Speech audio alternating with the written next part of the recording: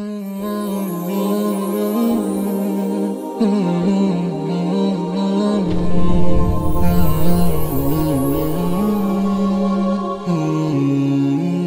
আলাইকুম রহমতুল্লাহি ওয়া বারাকাতুহু। আলহামদুলিল্লাহ ওয়াসসালাতু ওয়াসসালামু আলা রাসূলিল্লাহ ওয়া বা'দ। আমাদের প্রত্যেকের জীবন নিয়ে আমাদের নিজস্ব একটা পরিকল্পনা থাকে, আমাদের নিজস্ব একটা প্ল্যান থাকে এবং আমাদের নিজেদের এক ধরনের ডিজাইনিং থাকে। আমরা সেভাবে আমাদের নিজেদেরকে তৈরি করার চেষ্টা করি। আপনি যখন চাকরি বাকরি করেন তখনও কিন্তু আপনি বারবার নিজকে পরিবর্তনের জন্যে বিভিন্ন ধরনের প্ল্যানিং নিয়ে থাকেন, ট্রেনিং নিয়ে থাকেন। আমরা দেখি যে কোথাও যদি কোনো একজন ব্যক্তি সফল হতে হয় তাহলে তাকে একটি পরিবর্তনের প্রসেসের মাধ্যমে তাকে যেতে হয়, একটা পরিকল্পনা নিয়ে তাকে এগোতে হয়।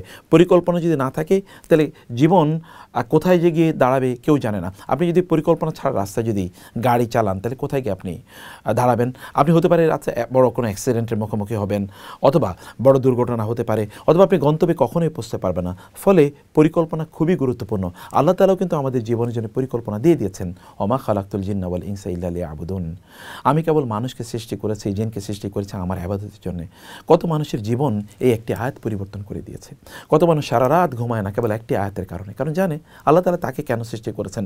কত মানুষ সারা বছর জুড়ে তারা রোজা রাখে একটি মাত্র কারণ সে জানে আল্লাহ তাআলা তাকে কেন সৃষ্টি করেছেন। কত মানুষ গোটা জীবন কাটিয়ে দিয়েছে হাদিসের পড়ার জন্যে, কত মানুষ গোটা জীবন কাটিয়ে দিয়েছে কোরআন পড়ার জন্য, কোরআন পড়ানোর জন্য, কারণ তারা জানে কেন তাদেরকে আল্লাহ তাআলা তৈরি করেছেন।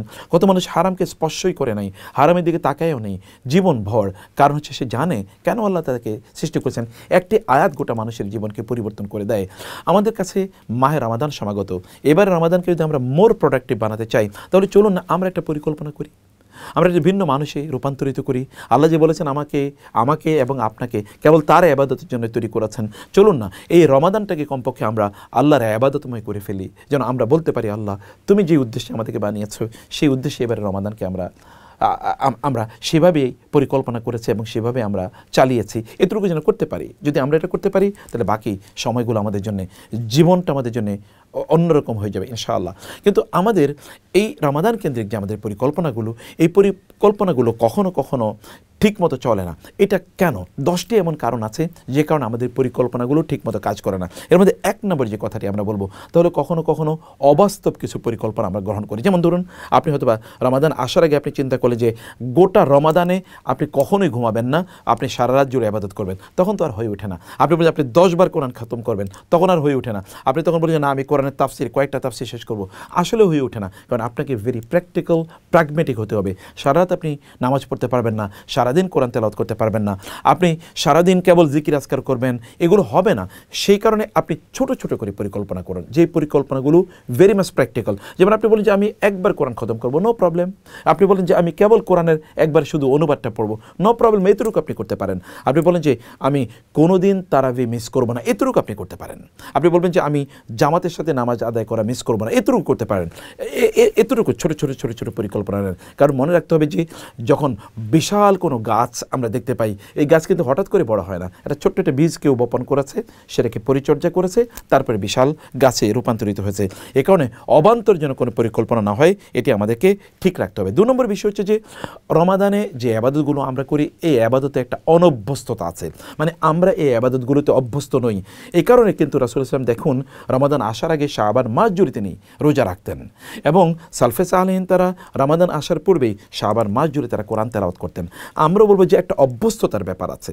আপনারা হয়তোবা ইতিমধ্যে রমাদান শুরু হয়ে গেছে, অভ্যস্ততা আমাদের মধ্যে তৈরি হয়নি, কিন্তু এই রমাদান থেকে কমপক্ষে অভ্যস্ততা তৈরি করুন। অর্থাৎ যেমন তাসবিহ তাহলিলগুলো পড়ুন, প্রতিদিন কখন আপনি কোরআন তেলাওয়াত করবেন এটাকে ফাইনাল করে ফেলুন। রমাদানে কোনো দিন এটা মিস করবেন, ছোট ছোট করে করুন। কারণ খায়রুল উমুরি আদওয়ামুহা ইন কাল্লা, রাসূল সাল্লাল্লাহু আলাইহি ওয়াসাল্লাম বলেছেন যে কাজগুলো সব সময় করা হয় কিন্তু কম কম করে করা হয়, সেই কাজগুলো আল্লাহর কাছে সবচেয়ে প্রিয়। অর্থাৎ আপনি কম কম করে হলেও এই কাজগুলোকে আপনি অব্যাহত রাখার চেষ্টা করবেন। সে কারণে আমরা বলবো যে 2 নম্বর যে কারণে আমাদের রমাদানের প্ল্যানগুলো বা স্বপ্নগুলো নষ্ট হয়ে যায় তার মধ্যে এটা হলো যে রমাদানের এই আবাদতগুলোতে আমাদের অনভ্যস্ততা আছে।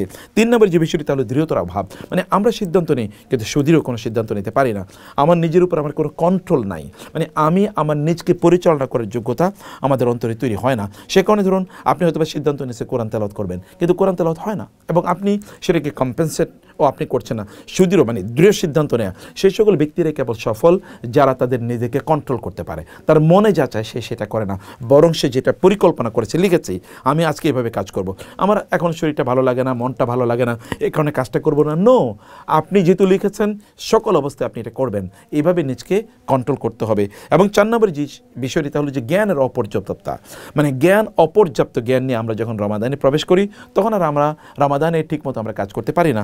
আপনি যেই কাজটি আপনি করবেন না কেন ওই কাজের যথাযথ জ্ঞান আপনার লাগবে। যেমন ধরুন আপনি কম্পিউটারে বসলেন, কম্পিউটার কাজ আপনি জানেন না, তাহলে আপনি এখান থেকে যথাযথ ফসল কখনোই আপনি অর্জন করতে পারবেন না, ফলাফল কখনোই আপনি অর্জন করতে পারবেন না, ফসল তুলতে পারবেন না। সে কারণে আমাদের প্রত্যেকের এই জন্যে যথাযথ জ্ঞান আমাদের অর্জন করা দরকার।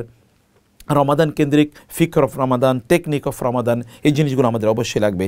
এবং 5 নম্বর যেটি, তার যে সামাজিক সমর্থনের অভাব বা আপনার যে পরিবেশ আছে এই পরিবেশে সমর্থনের অভাব আছে। যেমন ধরুন আপনি মনে চাচ্ছেন খুবই আল্লাহওয়ালা দিনদারিভাবে জীবনযাপন করবেন, কিন্তু আপনার ফ্যামিলি মেম্বাররা তা করছে না, আপনার সন্তানগুলো ঠিকমতো নামাজে ওঠে না, আপনার ওয়াইফ নামাজে ওঠে না, আপনার স্বামী নামাজে ওঠে না, আপনার বাবা মা ঠিকমতো নামাজ তারা পড়ছে না, তারা কোরআন তেলাওয়াত করছে না, তারা সিনেমা দেখছে, তারা নাটক দেখছে, তারা গল্প গুজব করছে।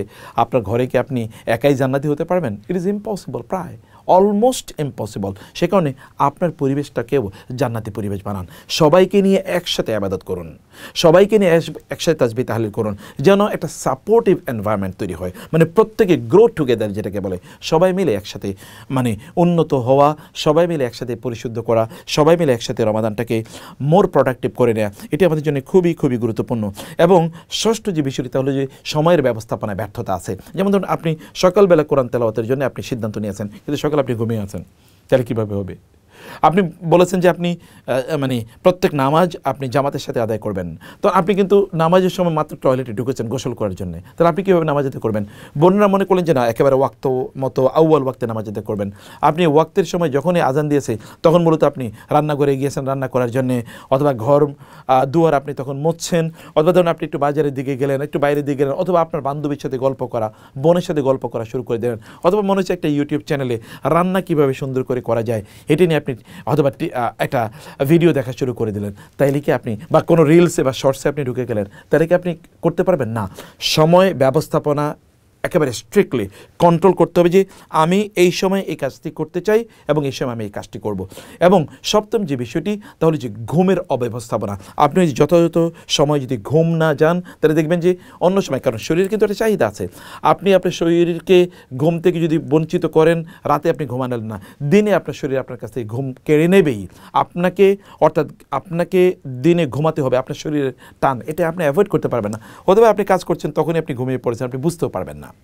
এ কারণে এই সময়ের ব্যবস্থাপনা ইজ ভেরি ইম্পর্টেন্ট, ঘুমের ব্যবস্থাপনা খুবই ইম্পর্টেন্ট, এবং খাদ্যের ব্যবস্থাপনা যতটা খান, মানে যেমন ধরুন আপনি প্রচণ্ড পরিমাণ আমাদের আপনি খুবই শুকনো খাবার অথবা ভাজা পড়া অনেক বেশি খেলেন, পরের দিন আপনি খুব ভালোভাবে ইবাদত করবেন, আপনার সবগুলো কাজ সুন্দর করে হবে, এটা কখনো হতে পারে না, এটা না হওয়ার সম্ভাবনাই অত্যন্ত বেশি। এবং শারীরিক ফিটনেসেরও খুবই বিষয় আছে যে আমরা শরীরটাকে ফিট রাখছি কিনা। অনেক সময় আমাদের শরীরটা ফিট না, সে কারণে আমরা কাজ করতে পারছি না। এ কারণে একটু হালকা ব্যায়াম করা, সকালের যে মৃদুমন্দ বাতাস আছে এই বাতাসটা যেন আপনার শরীরে লাগে, এই কাজগুলো আমাদেরকে অবশ্যই করতে হবে। রমাদানে সেই কারণে সব বন্ধ করে দেবেন, তা যেন কোনো অবস্থায় না হয়। আমাদেরকে তা করতে হবে যে তা হচ্ছে আত্মার সংযম আছে। আমরা কেবলমাত্র সংযম যদি মনে করি যে রমাদানের সংযম মানে হচ্ছে একটু খাবার কম খাওয়া, কারণ দিনের বেলা আপনি খাচ্ছেন না, এটা মূল সংযম নয়। মূল সংযম হলো আত্মার সংযম, অর্থাৎ আপনার চোখকে আপনি নিয়ন্ত্রণ করুন, মুখকে আপনি নিয়ন্ত্রণ করুন, কানকে নিয়ন্ত্রণ করুন, অপ্রয়োজনীয় কথা বলবেন না, অপ্রয়োজনীয় কথা শুনবেন না, অপ্রয়োজনীয় জিনিসের দিকে তাকাবেন না। এইভাবে আপনি নিজকে যদি আপনি নিয়ন্ত্রণ করতে পারেন তাইলে ইনশাআল্লাহ এটা মোর প্রোডাক্টিভ রমাদান হবে।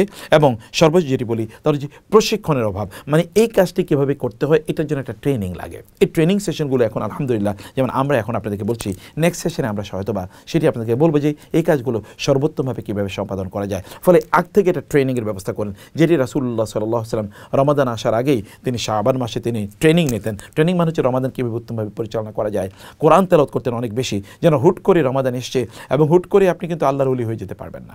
আপনি হুট করে বলতে পারেন না যে আচ্ছা রমাদানে, এবার রমাদানে আমি আল্লাহর বিশাল বড় বন্ধুতে পরিণত হব, তা হওয়া যায় না সাধারণত। আগ থেকে এই কাজগুলো অভ্যাসে নিয়ে আসতে হয়। রাসূলুল্লাহ সাল্লাল্লাহু আলাইহি ওয়াসাল্লাম আমাদেরকে তাই দেখিয়ে দিয়েছেন। আমাদের এবারে রমাদান যেন একটু অন্যরকম রমাদান হয়, যেন মোর প্রোডাক্টিভ রমাদান হয়।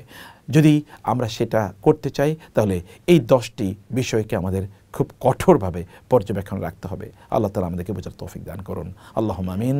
ওয়াসসালামু আলাইকুম ওয়া রাহমাতুল্লাহি ওয়া বারাকাতুহু।